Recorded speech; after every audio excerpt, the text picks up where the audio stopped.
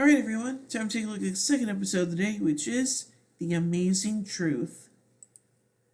Sometime after the Davengers were crushed by Master Kaku and had their aura changers and light jewels taken, Shoji is seen running doing his boxing practice while Kameo gets his skin haircut from Kazu, saying that having world pieces are relaxing and the two can hang out. Kazu stating he can't Kazu he can't just plans for them. Shoji appears outside the hair salon, then checking out with Kazu, saying he's in good spirits, while Shoji stating he's way more motivated since the amateur team were disbanded, and Kazu likewise stating he can focus on his career. After a quick laugh, Shoji runs off to continue training. At Ren's apartment, Ren spends time eating gyoza with Ko. He sees the food is terrible and he'd rather go to Rio's to get some good ones. However, Ren states with the amateur team disbanded, they can't just show up there like they used to. Kawa's right, but Ren states that it just is. With boy sees is crazy and wonders if they were sure about splitting up with him not keeping his promise. Showing her the ring his mother left him, stating that he hasn't kept his promise to her before leaving. Making her serve the ring he left behind before it starts glowing. At the barber shop, Kimi starts screaming for vanishing in his robe, revealing he's turned into a turtle again. Shojimyo see Boss Kamikaze's bike and nearly ran him over before he heard a telephone ring. He runs to it as it lifts as he hears company President Gravestone telling him to look into the sky. Seeing the Gorman Stooges once again and making him remember the flag he got from them, he was wearing it beneath his training clothes. Asking the Stooges what they're doing, the trio vanish once again, making Shoji pull it out and look at it.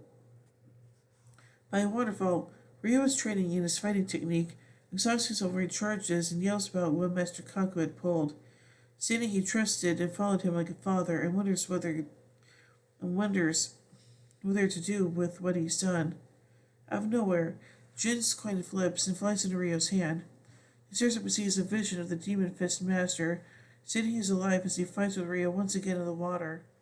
Jin says he's pathetic and not being able to do anything about Kaku, while saying that a Fistmaster must overcome emotions and keep his composure at all times to see the truth. He first states that he doesn't exist because of Kaku. Kaku-Ryo exists individually. Jin trusts him but vanishes before saying to Ryo to not forget his words.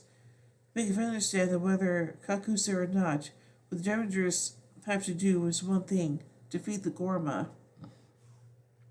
At the Gorma Palace, everyone is in uproar as Zydos and Gara go into a room where Shadama is sitting. Gara asks if he's confident he can defeat Kaku. Shadama says of course he is, but instructs Zydos to destroy the key and Yo antenna to make sure of it, preventing him having any assistance before he laughs. At the Yo antenna, Daigo is meditating while looking at Kujaku's feather. It suddenly glows as she appears before him. He says that even if the Danger team are finished, he wanted to get him down since something good has happened with the two antennae and that he's counting on it before she vanishes. The other Diamonds appear at the rooftop inspired by the items they had. The Gorman Stooges fight for Shoji, Ko's mother's ring for Ren, Kami for Kazu.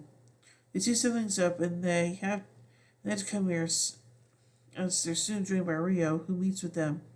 Rio says even without Kaku, the Damager team aren't finished as long as they have each other. The five Giant Rangers join their hands together, but they're soon attacked by Zydos as Rio states he came as expected, knowing something's up with them. When Daigo asks Zydos what the antennae are for, the brute senses them while stating they're not Giant Rangers but normal people, thus they've come to die. Shoji states they'll never know until they try and they should do so, the team charging but being slashed back by Yo Whip. Zydos calling them weak before explaining the purpose of the antenna. The truth is that Master Kaku went back to the Gorma so he can participate in a duel that determines the next Gorma ruler. As Zydos speaks, Kaku should not meet within the palace as General Tenpo walks between them, telling those in the Gorma Senate that in the name of Gorma law, the winner of the duel will be the Gorma's next ruler, Gorma 16, ruling over the Gorma tribes. Tenpo tells Shadama Kaku that the duel will commence in an hour at the Gorma Coliseum in front of Gorma 15, before telling them that though one will die, both of them are heirs to the throne and that the two fight this duel fair and square. Another Senate member presents wine to both. Shadowman declaring he'll be Gorma 16 and use it to take over Earth. Kaku stating he won't allow it while throwing the glass down. Back with Zydos and the Die Rangers, the brew that the Kaku is trying to win so he could turn the Gorma into good little kids. The Die Rangers realized their master did this so they wouldn't worry about him. Joshi stating he shouldn't be secretive about it. About the antenna, Zydos states that if the two fought as is, Shadam would clearly be much stronger and Kaku would be defeated, which might put the antenna up. The Kinyo for the antenna will be absorbed into his body, doubling the master's strength. Zydos declares he won't allow for this and won't have a proper position in the tribes unless Shadam wins, saying that he's come to destroy the antennas, but he doesn't want to practice peace, but he doesn't want antennas because he doesn't want peace with Earth. Motivated by the revelation, the Rangers declare they will protect the antenna no matter what. Further motivated, the Rangers induce themselves, performing their roll call even untransformed, to prove their motivation protecting their leader's legacy. Calling them fools, Zydos says they're hilarious to think they can do this without transforming. Some of the Capoteros as the team began to fight them off with their skills, the team using their martial arts abilities to strike them down. Weird Tracer's Zydos was pushed back by a mouth blast. Within the Gorma Palace, Mr. Kaku suits up in his armor, training toward his sword. He takes it and recalls each of his team members one by one, saying that if he loses the duel, he will live on inside of them before walking through the doors to his destiny. On the other side, the Gorma Center tells Shadam to prepare himself with a general, forming a red armor over his body and drawing his sword, telling Kaku to prepare himself, and this is the end. The two continue to walk towards the arena, preparing for their battle to become the next Gorma Emperor, while the Die Rangers continue to fight Zydos without being able to transform. So anyway, let's take a look at some notes from this episode. Drone Tempo has not been seen since his first appearance in episode 17.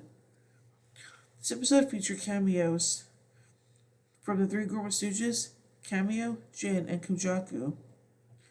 This episode possesses one of the earliest examples of a suitless roll call, with actors performing their Sentai roll call in pose while they're wearing their suits.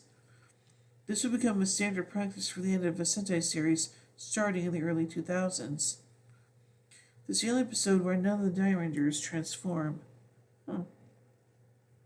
So I think this episode is kind of interesting, and yeah, I just wonder how the Die Rangers are going to defeat Zydos with other powers, so yeah.